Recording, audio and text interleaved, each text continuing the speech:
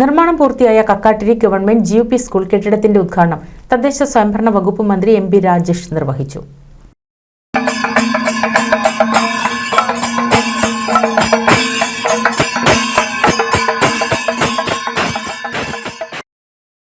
കഴിഞ്ഞ 2.5 വർഷത്തിനിടയിൽ തൃത്താല മണ്ഡലത്തിൽ വിദ്യാഭ്യാസ മേഖലയിൽ മാത്രം 49.67 കോടി രൂപ സ്കൂളുകൾക്കും സർക്കാർ കോളേജുകൾക്കുമായി അനുവദിച്ചു കിട്ടിയതായി മന്ത്രി എം.പി. രാജേഷ്.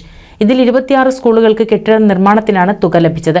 കക്കാട്ടിരി PMGSY റോഡിന്റെ നിർമ്മാണം പൂർത്തിയാക്കി ഉദ്ഘാടനം ഫെബ്രുവരിയിൽ നടക്കുമെന്നും മന്ത്രി പറഞ്ഞു. 49,67,45,000 രൂപ തൃത്താല മണ്ഡലത്തിലെ സ്കൂളുകൾക്ക് മാത്രമാണ്. സ്കൂളുകൾക്കും ഗവൺമെന്റ് കോളേജിനുമായിട്ട് അതില്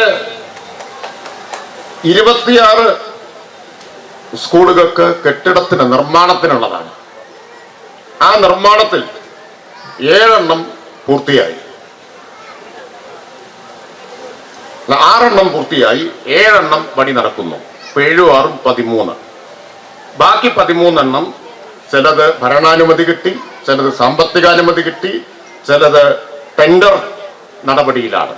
ബാക്കി 13 എണ്ണം. കക്കാട്ടിരി ഗവൺമെന്റ് ജിയുപി സ്കൂളിൽ നടന്ന പരിപാടിയിൽ പട്ടിത്തറ ഗ്രാമപഞ്ചായത്ത് പ്രസിഡന്റ് ബാലൻ അധ്യക്ഷനായി. 1ാം ക്ലാസ്സിലെ വിദ്യാർത്ഥികളുടെ ഒരു ദിവസത്തെ ഡയറി കുഞ്ഞിക്കൈകളും കുട്ടിപ്പെൻസിലും ജില്ലാ പഞ്ചായത്ത് അംഗം ഷാനിബ പ്രകാശനം ചെയ്തു.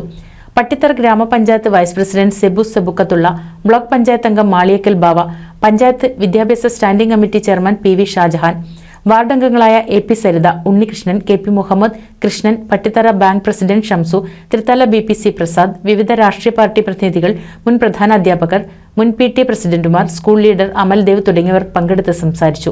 NCV news Thrithala.